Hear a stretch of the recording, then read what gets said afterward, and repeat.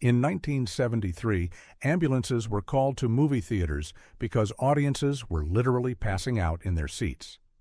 The 1970s didn't just change horror, they broke it apart and rebuilt it with real dread, real sweat, and real screaming. So what made this decade so uniquely terrifying that Hollywood is still copying its homework 50 years later? Phantasm, 1979.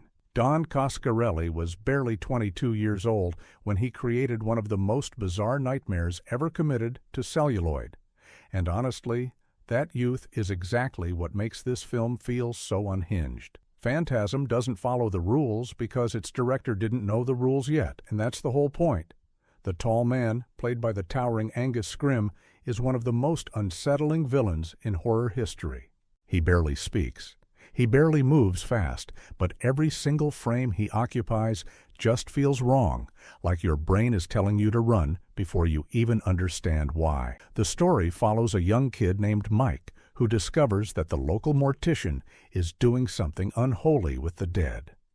What follows is a fever dream of shrinking corpses, otherworldly portals, and a flying silver sphere that drills into your skull and sprays blood out the back. That sphere became an icon. Coscarelli built it himself in his garage for almost nothing, and yet it remains one of the most recognizable weapons in genre cinema. The film was made on a shoestring budget of roughly $300,000, and most of the cast and crew were friends and family. Coscarelli shot it over weekends across 2 full years. Critics at the time didn't know what to make of it. Some called it amateurish, others called it genuinely inventive. But audiences packed midnight screenings, and it earned over $12 million at the box office. The dreamlike logic of Phantasm is what keeps people coming back. Nothing in this movie fully makes sense, and that's exactly why it crawls under your skin and stays there. Suspiria, 1977. Dario Argento didn't want to scare you. He wanted to drown you in color until fear became something you could taste. Suspiria is less a traditional horror film and more a full sensory assault, and nobody before or since has made terror look this beautiful. The Italian maestro built every frame like a painting soaked in blood red and electric blue, and the result is a movie that looks like it was directed by a nightmare itself. An American ballet student arrives at a prestigious dance academy in Germany and quickly realizes that something ancient and evil runs the school. The murders are elaborate, operatic, and absolutely vicious.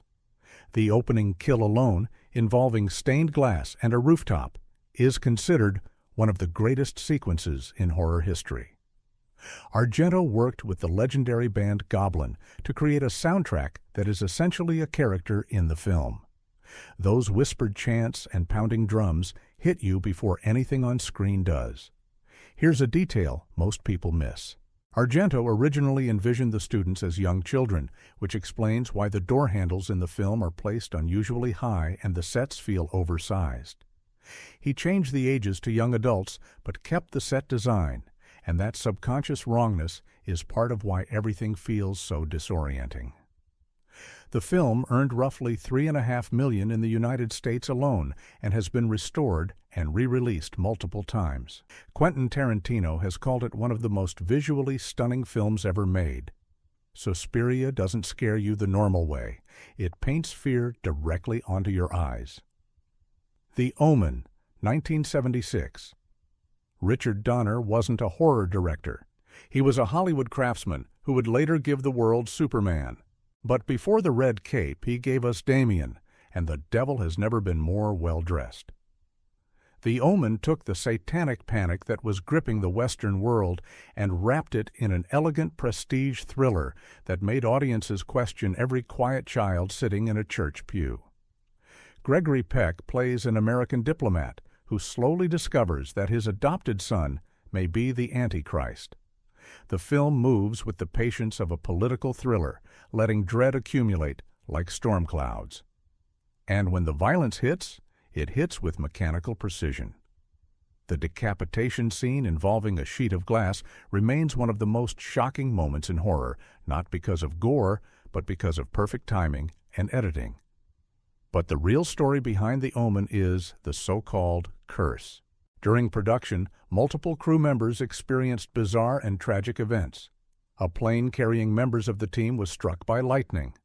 Gregory Peck's own son passed away shortly before filming began.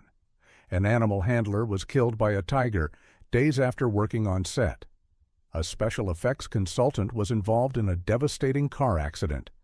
Whether coincidence or something darker, these events became inseparable from the film's legacy. The Omen grossed over $60 million and won an Academy Award for its iconic choral score by Jerry Goldsmith. It remains the rare horror film that was treated as a legitimate prestige picture and still delivers pure, cold dread on every rewatch. Carrie, 1976. Brian De Palma took a book that Stephen King himself thought was too slim to publish and turned it into the most emotionally devastating horror film of its decade. Carrie isn't just a monster movie. It's a tragedy about loneliness, bullying, and what happens when someone pushed to the absolute edge finally pushes back with power that nobody can stop. Sissy Spacek delivers a performance so heartbreaking that you root for her, even when she's burning the world down. She played Carrie White as fragile, gentle, and painfully sincere, which makes the prom sequence hit like a freight train. The slow-motion build-up, the split-screen carnage, the drenching in pig's blood. De Palma orchestrated that climax like a symphony of humiliation and fury, and it remains one of the most imitated sequences in film history. What people forget is that the studio initially wanted a much cheaper, smaller film. De Palma fought for the visual ambition, particularly that prom sequence, and the studio eventually gave in. The film was made for just $1.8 million and earned over $33 million at the box office. Spacek and Piper Laurie both received Academy Award nominations, which was virtually unheard of for a horror film at that time. King himself was stunned by how much De Palma improved on his source material. And let's talk about that final jump scare. The hand reaching from the grave. Audiences literally leaped out of their seats. Some theaters reported people screaming so loudly that other viewers couldn't hear the dialogue. Carrie proved that horror could be art, and it broke your heart while doing it. Alien, 1979. Ridley Scott told his cast almost nothing about the chestburster scene. He wanted real shock, real horror, real revulsion. And when that creature tore through John Hurt's ribcage and shrieked at the dinner table, Veronica Cartwright was hit with fake blood and genuinely screamed. Her terror wasn't acting. That moment is cinema in its purest, most primal form. Alien merged science fiction with haunted house horror and created something that felt completely new. The crew of the Nostromo are blue-collar space workers, not heroes. They argue about bonuses and overtime. That grounded reality makes the alien threat feel infinitely more terrifying because these are normal people trapped with something that evolution designed as a perfect killing machine. H.R. Giger's creature design remains the most influential monster in film history. That elongated skull, the dripping jaw within a jaw, the biomechanical body. Nothing has ever looked like it, and nothing has matched it since. Sigourney Weaver's Ripley was originally written as a man. The decision to cast a woman wasn't political. Scott simply thought Weaver was the best actor who auditioned. But it changed everything. Ripley became the template for every strong genre protagonist that followed. The film was made for roughly $11 million and grossed over $200 million worldwide.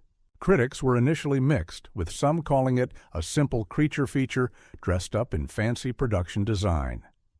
Time proved them spectacularly wrong. Alien won the Academy Award for Best Visual Effects, and the American Film Institute has placed it among the greatest films ever made. In space, no one can hear you scream, but in theaters, everyone heard it. Dawn of the Dead, 1978. George Romero looked at a shopping mall and saw the end of civilization. Dawn of the Dead is the rare horror sequel that doesn't just match its predecessor, but completely transforms the conversation. While Night of the Living Dead was raw and claustrophobic, Dawn is epic, colorful, satirical, and absolutely drenched in gore that the MPAA didn't even know how to rate. 4 survivors take refuge in a sprawling shopping mall as the zombie apocalypse consumes the world outside. What starts as survival quickly becomes commentary. These characters begin enjoying the apocalypse. They play arcade games, try on fur coats, and eat gourmet food. Romero was holding a mirror up to consumer culture and saying that even at the end of the world, humans can't stop consuming. It was brilliant, it was savage, and critics absolutely loved it. Tom Savini's special effects were groundbreaking and deliberately over the top. Romero wanted the gore to have an almost comic book quality, bright and excessive, so that the satire cut even deeper. The film was released without an MPAA rating because Romero refused to make the cuts necessary for an R rating. Many theaters wouldn't show an unrated film, but those that did packed every seat. Made for around $1.5 million, it earned over $55 million worldwide. Italian horror legend Dario Argento helped finance the project in exchange for international distribution rights and even supervised a different cut for the European market. Roger Ebert gave it 4 out of 4 stars and called it one of the best horror films ever made. Dawn of the Dead proved zombies could be more than monsters. They could be us. Halloween, 1978. John Carpenter had 15 days, a budget of $300,000, and a William Shatner mask turned inside out and spray-painted white. He made the most influential slasher film in history. Halloween didn't invent the slasher genre, but it wrote the rulebook that every filmmaker after would follow, copy, or try desperately to outdo. Michael Myers is terrifying because he is nothing. No motive, no emotion, no explanation. He's referred to as simply the shape in the credits, and that emptiness is the whole point. Donald Pleasance as Dr. Loomis sells the fear with a speech about looking into Michael's eyes and finding nothing. No reason, no conscience, just pure blankness staring back. That monologue alone is scarier than most entire horror films. Jamie Lee Curtis made her film debut here, and she immediately became the definitive final girl. Her performance as Laurie Strode is natural, vulnerable, and resourceful. Carpenter's genius was in what he didn't show. The violence in Halloween is remarkably restrained by modern standards. The fear comes from pacing, from that relentless Steadicam following characters through quiet suburban streets, and from one of the greatest film scores ever composed. Carpenter wrote the iconic piano theme himself in just 3 days. The film grossed over $70 million worldwide, making it one of the most profitable independent films ever at that time. Studios immediately rushed to produce imitators, launching the slasher boom of the early 1980s. Steven Spielberg called it one of the most effective thrillers he'd ever seen. Halloween proved that what you can't see is always more frightening than what you can. The Wicker Man, 1973. This film was nearly destroyed. The original negative was reportedly buried under a motorway during construction. The studio hated it. The distributor chopped it apart. And yet The Wicker Man survived and became one of the most chilling folk horror films ever created. A quiet, creeping masterpiece that never raises its voice until the very end, when it absolutely destroys you. Edward Woodward plays a devoutly religious police sergeant who travels to a remote Scottish island to investigate a missing child.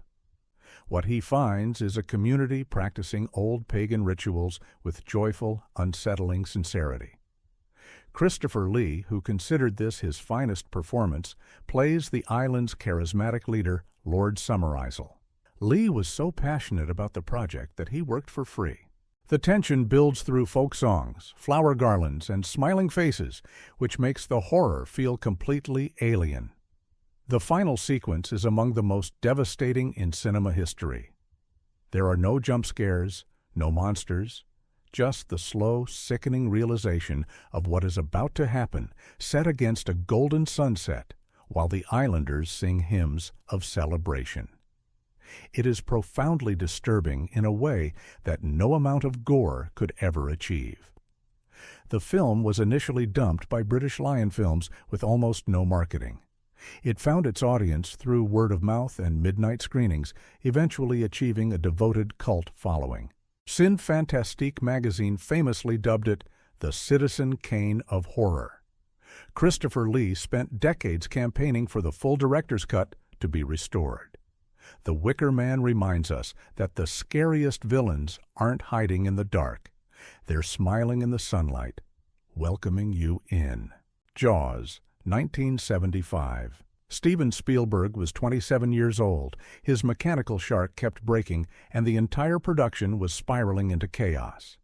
What happened next changed movies forever. Jaws didn't just scare people out of the water. It invented the modern blockbuster, created the concept of the summer tentpole release, and proved that terror could gross nearly $500 million worldwide. The premise is devastatingly simple. A great white shark terrorizes a small beach community, and three very different men go out to kill it. But Spielberg turned that simplicity into something mythic. Because the shark rarely worked, he was forced to suggest the creature through camera angles, editing, and John Williams's two-note score. That limitation became the film's greatest weapon. You feel the shark before you ever see it, and your imagination fills in something far worse than any rubber prop ever could. Robert Shaw's monologue about the USS Indianapolis is considered one of the greatest scenes in film history. Shaw reportedly rewrote much of it himself, arrived on set after a long night of drinking, couldn't deliver it, then came back the next day completely sober and nailed it in a single take. The silence in that scene is deafening. Richard Dreyfuss and Roy Scheider both delivered career-defining work, and the chemistry between the three leads is what elevates Jaws beyond a creature feature into genuine drama. The film was nominated for Best Picture at the Academy Awards and won 3 Oscars. Beaches across America reported significant drops in attendance that summer. Peter Benchley, who wrote the original novel, said Spielberg's film was far superior to his book. Jaws proved that the greatest monster is the one you can't see. The Exorcist, 1973. People fainted. People vomited.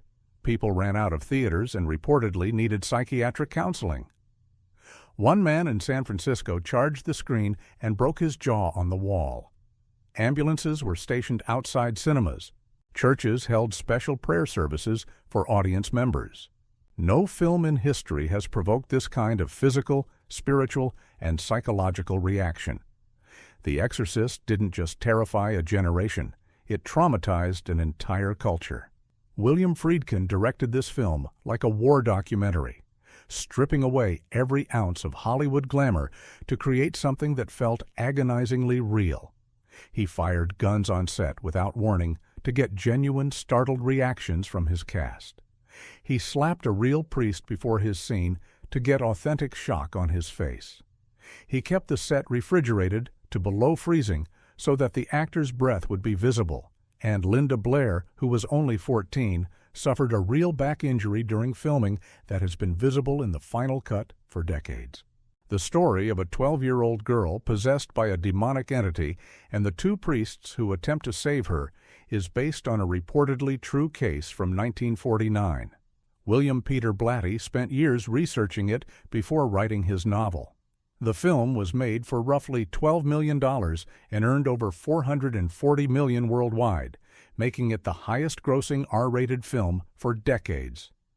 It was nominated for 10 Academy Awards and won 2, including Best Adapted Screenplay. Warner Brothers initially worried the film was too disturbing for mainstream audiences. They were right, and audiences came anyway, lining up around entire city blocks in the dead of winter. What makes The Exorcist endure isn't the special effects or the shocking imagery, though both remain incredibly effective. It's the emotional core. Jason Miller as Father Karras, a priest losing his faith while his mother dies alone, brings a sorrow to the film that grounds every supernatural moment in devastating human truth. The final sacrifice he makes isn't just an exorcism. It's a man choosing to believe in something bigger than himself at the very moment it costs him everything. Martin Scorsese has called it one of the greatest American films ever made. Friedkin himself said he was never fully satisfied with it, which might be the most terrifying thing of all. Perfectionists never stop seeing the cracks, even when everyone else sees a masterpiece. So those are 10 70s horror films that still get under our skin and refuse to leave. But here's what I want to know. Drop your pick in the comments. Which one of these still genuinely scares you, and which one do you think is overrated? And let me ask you this. The 70s gave us horror that was raw, personal, and willing to go places studios would never allow today. So has modern horror actually gotten better, or have we just gotten too comfortable to be truly scared anymore? Tell me I'm wrong.